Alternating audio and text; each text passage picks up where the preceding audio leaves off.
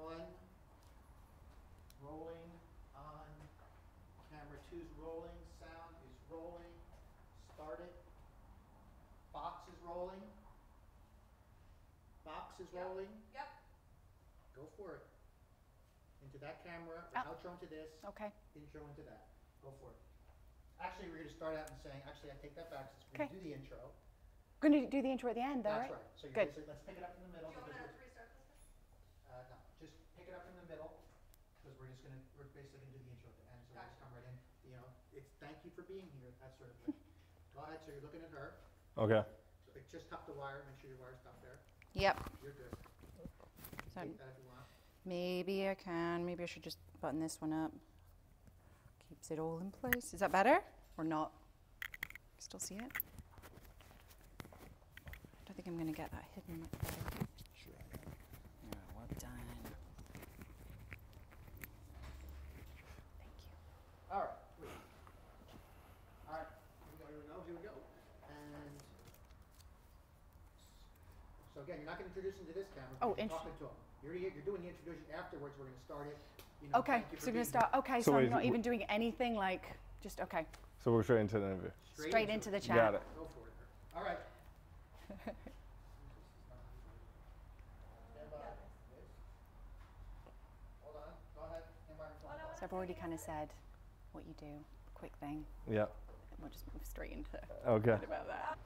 And make it when you're, as soon as the door closes. Yep. 3, 2, 1, go. Eric, thank you so much for joining us today. We are so excited to talk to you. I'm really excited to be here. So I obviously want to talk about how you got to where you are today a little bit later. But first, I just want to quickly touch upon your work right now and what is happening. I mean, wow. Wow. So I'm a big fan of your Instagram. And every day there's a new incredible celebrity, face, brand that you're working with. Just tell our audience just quickly some of the people that you've been working with recently. I'm just going to start with Beyonce, by the way. Beyonce. John Legend, maybe just throw that one in there too. Yeah, I mean, I've been really fortunate to be able to work with a lot of amazing people. Yeah. I mean, recently I've worked with Snoop, T.I., I worked with Beyonce, I got to work with John Legend, Right. Jonathan Dumel. John Amos, I saw John that. Amos. Yeah. Just, I don't know, it happens like so quick and I'm like, oh my gosh, I'm in these situations, I'm like, this is crazy. Do you still get that though? I mean, you know, you're at a Yes. level now, you do. Okay. All the time You are. because one, I thought when I started getting photography, my career would take a lot longer to get to where I am today. And then two, like a lot of these people that I get to work with are individuals that I admired in college and I admired growing up and I'm like, now I'm actually taking their Working with picture you, and they're like yeah. taking direction from me. I'm like, this is Because it's kind of a surreal. really intimate situation as well, you know, when you're working with your subject and it's just you two. So do you ever find that some of these big names, as much as we know them for being super confident, they've, you know, selling out to millions of people, can be quite shy on a shoot? So it's interesting because I went in with the perception of if I'm going to be shooting people that are always on the camera, it's going to be easy. They're going to automatically, I turn the camera, turn the lights, they're going to know what to do. And a lot of times people are good like doing the thing that they do. So if you're a performer, you're good performing. If you're an actor, you're good acting in front of a motion camera. If Okay. you're an athlete, you're good playing whatever sport it is. But then when it's time for someone to actually take your picture, you're like, okay, what am I supposed to do here? And Right. so I had to learn that, oh, these people also need to be coached and they need to be felt. The biggest thing is making them feel comfortable Okay. and building a trust. And sometimes I'll have 10 hours with somebody and sometimes I'll have 3 minutes or less than that to shoot someone. Exactly. And so I automatically, the first thing I try to do is like establish some type of commonality and some type of trust and quick relationship. And then from there, try to capture a moment with them. And has there been anyone that's really stood out up to now where you're just like, wow, they were just a knockout to work with? I mean, there are definitely situations that have been wow to me and just kind of incredible how it all worked. And there have been people I've shot where I'm like, oh my gosh, this is kind of crazy. Yeah. So like obviously being topical, Beyonce was like one of those moments where I was like, this is kind of insane that this is happening at this point in my career. And the first time I got to work with her, we spent, I want to say it was like 12, 13 hours in this small house. By the way, people would pay millions for that. Yeah. So we did shooting a larger production music video. Okay. And we were, I was shooting promo images for her. And so it was her, Kelly, and Michelle. And we were at this small house in New Jersey. And I got to spend this entire time, and she had just had her first child, I want to say. Like, her first child was young. Yeah. And the production ran over, and she was like, look, I'll be here as long as I need to. Like, just know I have a young child at home, but as long as you guys need me here, I'm gonna be here because I wanna make sure we get what we need and we get it right. And I'm like thinking to myself, I'm like, I have a young child now. And I'm like, I wanna get home.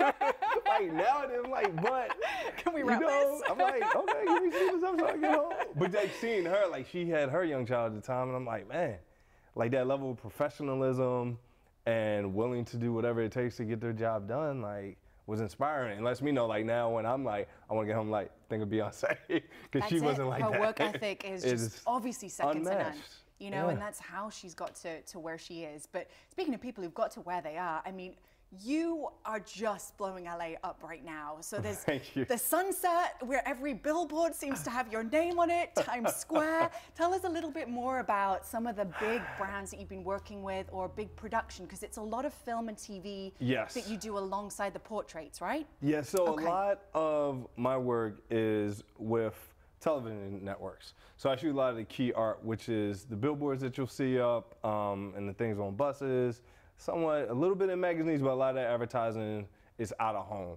Okay. So I'll go in, it's typically like the last day of production, or production just ending, they have one more day of promo.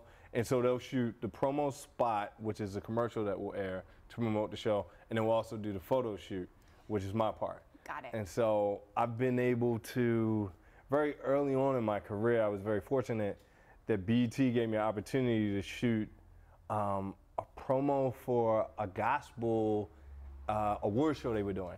And the talent I got to shoot was Taraji.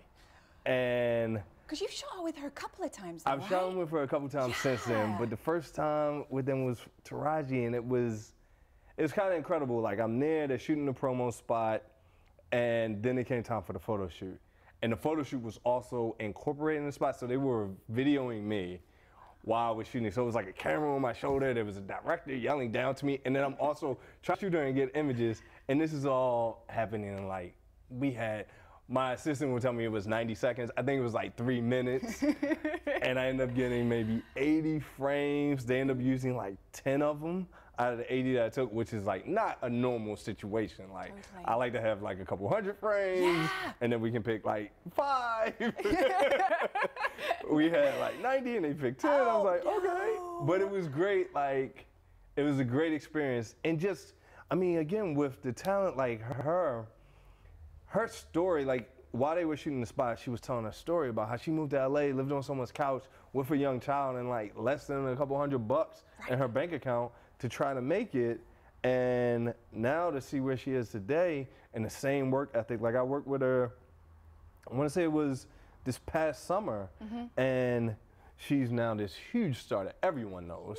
Huge. And she still was the same person that I met 4 years ago. She remembered, like, I'm not even expecting people to remember. We had 90 seconds, right? Yeah. She remembered me. She was super gracious, and she still had that same work ethic of like, how long do you guys need me here? Like, I got a flight to catch, but I'll be here as long as you need me. I can rearrange my flight. Like, and we were in Chicago in this house. It was like a house party scene that it was hot. Like, this is summer in Chicago. So it's blazing hot, and this house had no AC.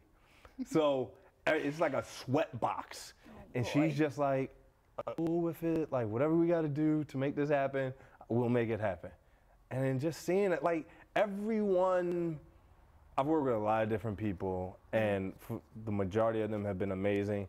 But then every now and then you meet people and you're like, man, they would have a totally different outlook on that. Like, not being positive, Right. not being willing to do whatever it takes. And that you can kind of tell the difference. Like, why this person is where they are and why this other person That's is it. where they are. Yeah, it's about how you treat people because it always just comes back. Yeah. Yeah. So tell us how you got into all this, because this isn't something that it's not an easy profession to get into, especially in LA. Yeah.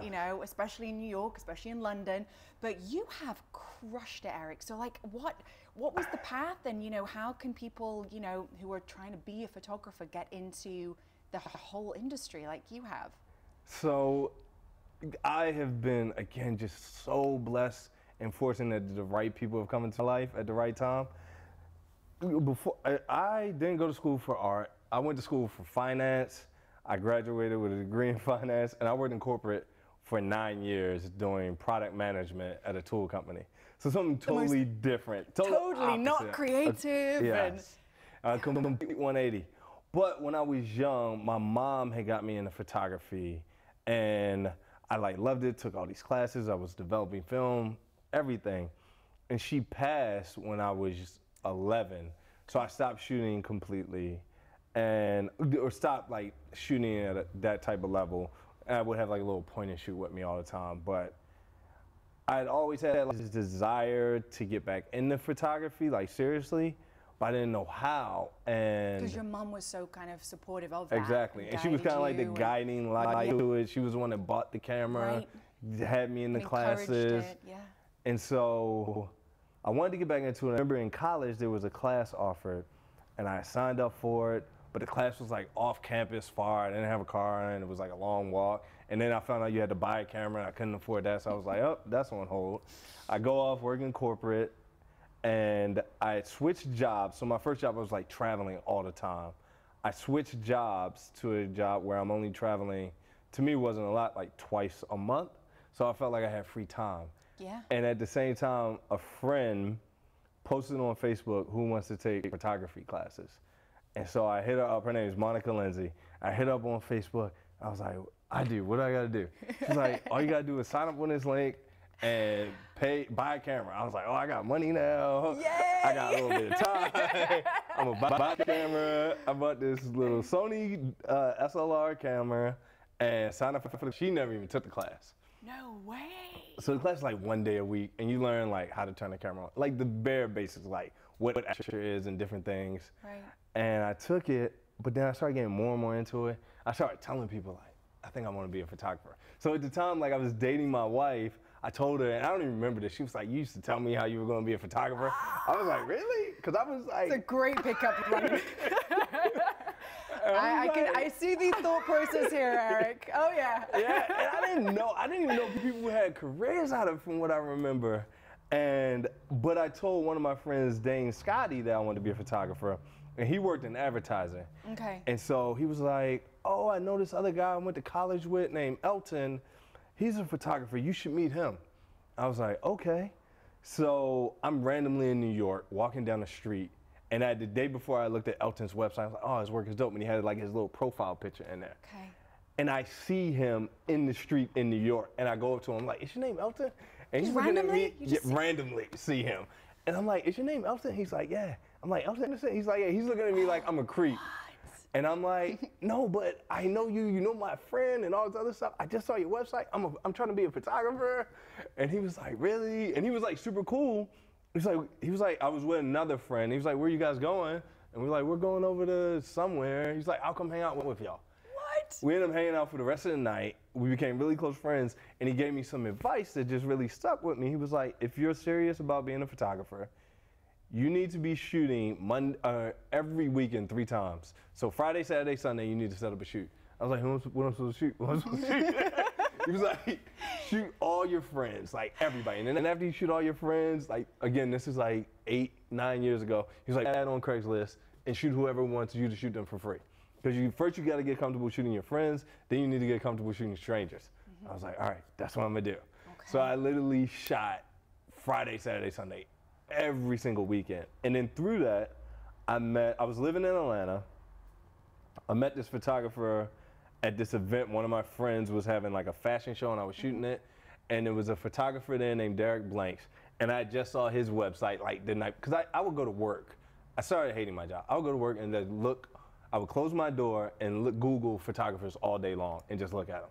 So I saw You this. become obsessed. When it's a Obsessed. passion that you're just dying to follow, you have to get that obsession Yes. before you can move. And so I met Derek at this event. I was like, oh, I just saw your site. I want to be a photographer. I told him I wanted to intern for him or assist him. I was like, I don't need no money. I had this good job. I was like, I just want to come and help. And he was like, all right, here's my number. Give me a call. He said on like a Wednesday. I was like, all right, I'm on Wednesday. Called him Wednesday. He picks up. He's like, call me back in 20 minutes. I'm in the middle of something. I'm like, all right, cool. 20 minutes, call him back. He was like, call me back tomorrow at 10 a.m. I'm like, all right, cool. Call him back the next day at 10 a.m. He's like, man, I'm really sorry. Call me tonight at 6. I'm like, call him that night at 6. He's like, I'm sorry. You got to call me next week on Tuesday. So I'm like, all right. I'm like, this guy, I have like a full-time successful job. And Right. I'm chasing this down. Chasing unpaid work. Unpaid Yeah. work. I'm like, I just want to help this guy and I got to keep calling him. Right. That next Tuesday, I called him. He's like, here, talk to my assistant. He gives his phone to his assistant. His assistant like, and it's like 10 a.m. on a Tuesday. He's like, can you be at the studio in like 2 hours? He said like at noon for me to interview you. I'm like, I have a job. But I had the type of job where I can leave when I want or whatever. So I was like, yes, I'll be there. So I leave work, go to the studio, interview him. And at the time, it's this guy, Darian. I'm 29 at the time. This guy might be 24. So I'm like, you gotta be in it. And I'm like a senior manager at my job. I'm like interviewing with this kid. But I'm super excited and humble. I'm like, yes, whatever you guys need. I'm like, I'm down for it. Like, I don't need no money. I'm good. Like, I just want to learn and help. He's like, okay. He's like, can you be at the studio tonight at 2 o'clock in the morning? Oh, no, it wasn't 2. It was like 12 o'clock at night. I was like, gosh, I got to go to work in the morning, but I'll do it. So I show up, and we shot Monica, this artist named Monica. And at the time, At like midnight? at midnight, What? I didn't even Why? understand. Like she didn't show up till like 1 o'clock. We were like setting up and Why? stuff. But I was so excited. I was like, oh my gosh, it's so crazy. Like I'm at a photo shoot. This is Monica. Like I was a huge fan of hers growing up. Like this is the best thing in the world. And that relationship, like me and Derek are still cool to this day. And I just assisted him when I could. But he helped me realize like people who had made careers out of this. He helped me a lot throughout my career. And through that, when I decided to leave my job, I was like, all right, I was totally unhappy, but I saw that he could make it as a photographer, so I thought to myself, if I see someone that can do it, like I can do it. I can make it. So I'm gonna quit my job. So I quit, and I was like, I'm gonna stay in Atlanta for 6 months, or for a year, to figure out if I can make it work in Atlanta. If it doesn't work, I always go back to corporate. And after about 4 months, it was not working at all. I was like, this is the pits, like, I'm doing the wrong thing. Like, no one would let me shoot them What did anymore. I do? So I went to New York and met with my buddy Dane, and he was at BBDO Advertising Agency, and he introduced me to this art producer named Callie Capodisi. And this is 7 years ago. And she says to me, if you want to really be a photographer, first she looks at my work and she's like, it's all kind of horrible, but I see like a little bit of hope. And she's like, if you really want to be a photographer, you need to move to either LA or New York. I was like, this was August of 2009. So I was like, okay, I'll move to LA. September, as soon as I got home, I called a realtor. I had my house. I called a realtor. I was like, you have to get my house rented because I'm moving to LA in October. So all my stuff. You were on a mission. Oh my gosh, there was nothing gonna Yeah. stop me. October 1st, I was in LA. And I struggled again. Like my first 3 months out here, I made $100. And I was like, this is not, what am I doing wrong here? But I was shooting all the time. Like I was literally shooting twice a day, all the time, but all these free test shoots, which I Okay. was having. I was like excited. I'm like, I got people who will let me shoot them. Like, this is amazing. Yeah. I was going out buying clothes and returning them, doing the whole thing because I didn't have a team or anybody to help me. And you're new in a different I'm new city. in this different city. I'm trying to And meet your gal's people. back home as well. She's in Atlanta. At this time, I was single. Okay, So okay. it was just me that I had to focus on, Yeah. and I just kept shooting. And my old boss from my job calls me up, and he's like, "I'm gonna be in LA. I want to meet you for breakfast." And I'm like, "Okay, we can meet for breakfast." He's like, "How's everything going?" I'm like, "Oh, it's going great." He was like, "We really want you to come back. If you love LA, you can stay here. And oh, by the way, we're gonna pay you a significantly amount more than what you were making before you left, and I was already making a lot. And so I was like, I need to think about this. I took a deep breath, and then in my mind, like, I made $100 living in LA. Right. And I just got offered a whole lot of money to do what I used to do. Yeah. And so, again, like I said, like, God has always placed the right people in my life at the right time. And so I had a friend that was in that same situation 4 years ago, where he had quit his job to pursue real estate. His name's Mike Jones. And his old boss had called him and was like, I want you to come back work for me, and we're gonna pay you $250 to do it. And he had called me for advice. I was like, you need to take the money. You're 25 years old. No one gets paid that much at 25. Right. And he didn't take it.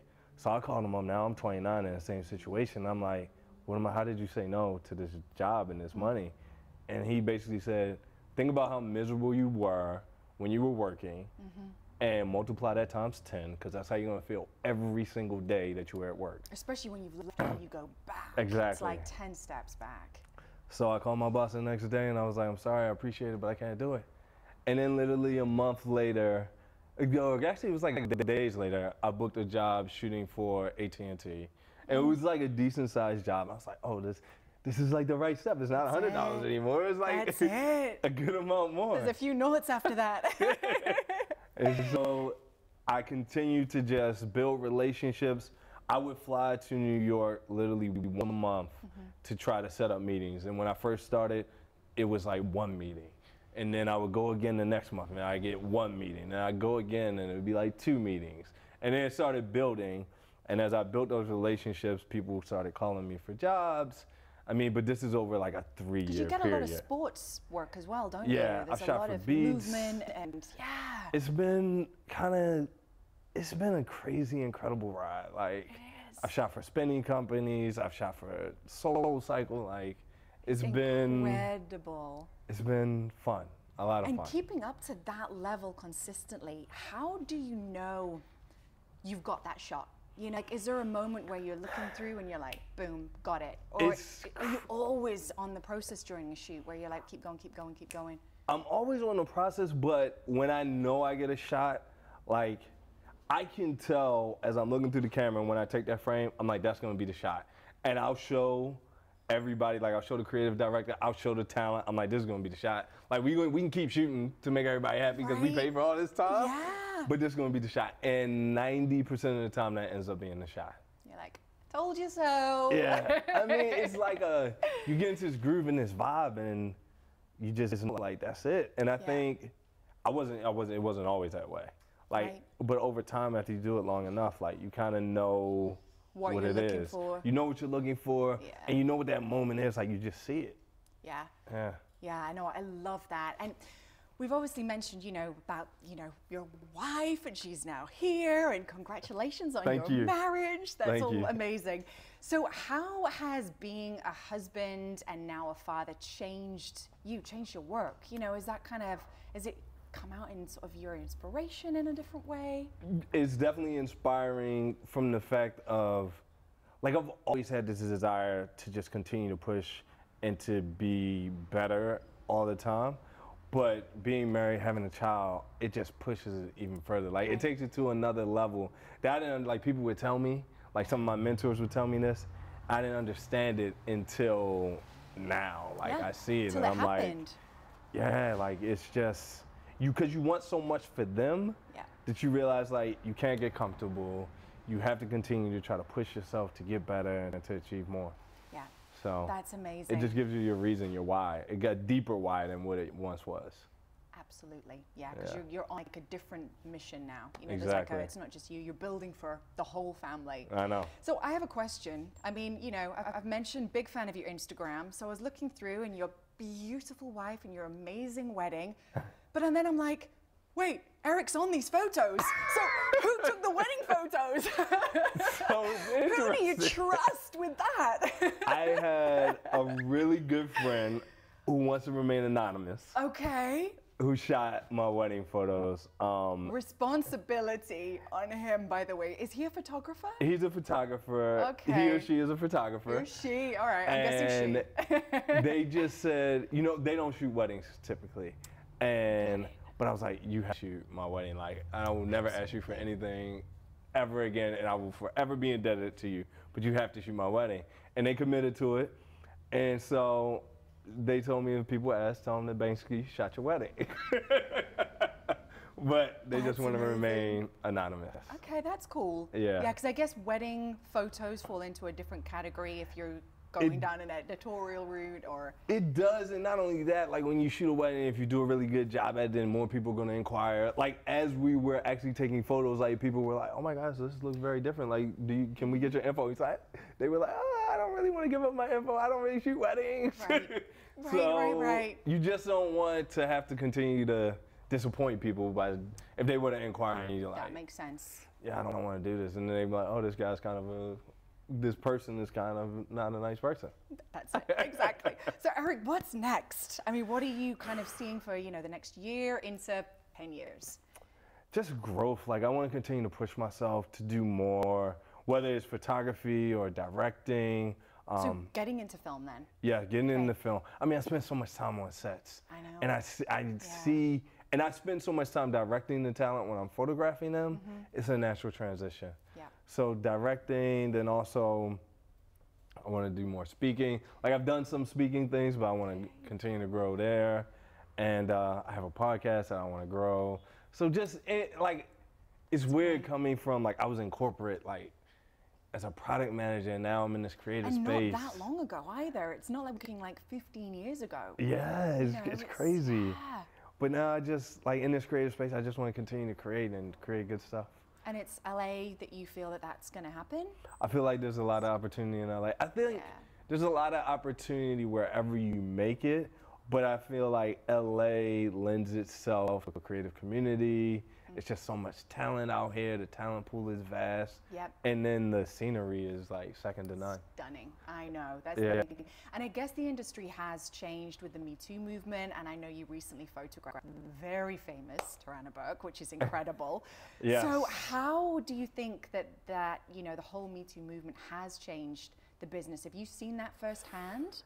So I can't, like for me, I haven't really seen, I've heard about it. I've kind of been on the outskirts of seeing like different people, who were at one level kind of fade away because of things they did. I think it's a great thing though, like, whether it's the Me Too or just inclusion, just seeing people treated with respect. Yeah. Seeing people get opportunities that they deserve. I think it's all very important, and I think no one should have to subject themselves to something that takes away from them or belittles them just to have an opportunity or a door open. That's So- it. And what was Tarana like to work with? So that, when I shot Tarana, John Legend, and a number of other people, it was all during Sundance, right? And so we had a photo studio set up where, I shot, I think it ended up being like 300 and some people. And so each person, I got different amounts of time with different people. Tarana, I probably had 10 minutes. And she was just like, she had this energy of positivity just around her and just like very happy. And you could feel like she was definitely very, I don't want to, thankful isn't really the word, but very humble and also very empowered at the same time, though. Like, understanding she started something that has kind of transcended. She's now one of the Times most 100 influential people, right? People, yeah. And so understanding that, but then also understanding like it's big. It's not just about her. Like it's bigger than her. It's grown, and her legacy will forever be associated with it, but For sure. it's had an impact so vast and wide. And not So like many that to a ways. lot of people can go to someone's head and they could have an era that wouldn't feel the same way, and she definitely didn't have it. Like, That's incredible. Well, I'm Yeah. sure it's the same with you. You've done so much incredible, work and projects, and it's definitely not gone to your head. So that's a beautiful thing in itself to see. So Yeah. thank you. I mean, for me, I feel like I just have so much, a long way to go. And this is like the infancy of my career. Yeah. And I just feel like, I've been very fortunate with the opportunities that I've been given, but I look at other people, I look at other people's work and their careers, I'm like, man, This is the beginning of a long journey that I'm trying to be on. Sure. Well, we will definitely be very happy to join you on that journey. I'll be Thank you. checking all my Instagrams all the time, liking all your work. I appreciate that. But Eric, thank you so much for joining us today. It's been a Thank pleasure you. talking to you. Eric's Instagram handle will be on our screens. You can follow him and his incredible work. And for now, thank you for joining the Joe Show and for our great conversation with Eric Umphrey. Thank you. Thank you so much.